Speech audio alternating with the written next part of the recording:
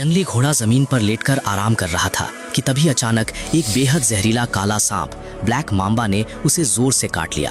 देखने में ये बस हल्का सा काटना लगा, लेकिन इसी एक वार ने लगभग 300 किलो के इस बड़े जानवर की हालत नरक जैसी कर दी।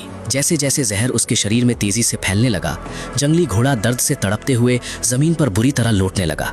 लेकिन इससे उसे जरा भी राहत नहीं मिली, क्योंकि ब्लैक मांबा को यूं ही मौत का दूत नहीं कहा जाता।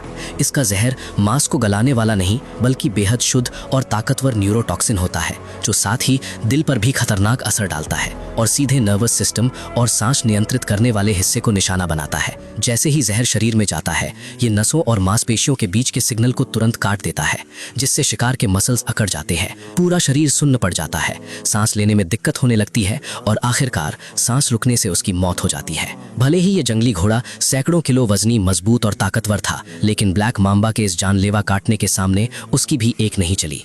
अगर जहर पूरी मात्रा में चला जाए तो ये जानवर 30 मिनट से 2 घंटे के अंदर पूरी तरह लकवाग्रस्त होकर दम घुटने से मर सकता है।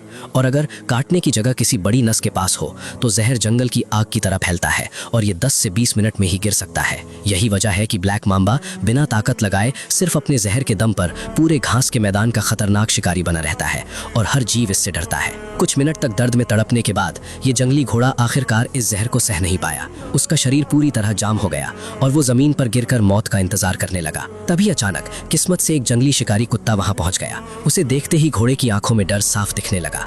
उसने आखिरी कोशिश में उठकर भागने की कोशिश की, लेकिन जहर ने उसके पूरे शरीर को बेकार कर दिया था। वो हिल भी नहीं पा रहा था। अच्छी बात यह रही कि वो कुत्ता तुरंत हमला नहीं करता।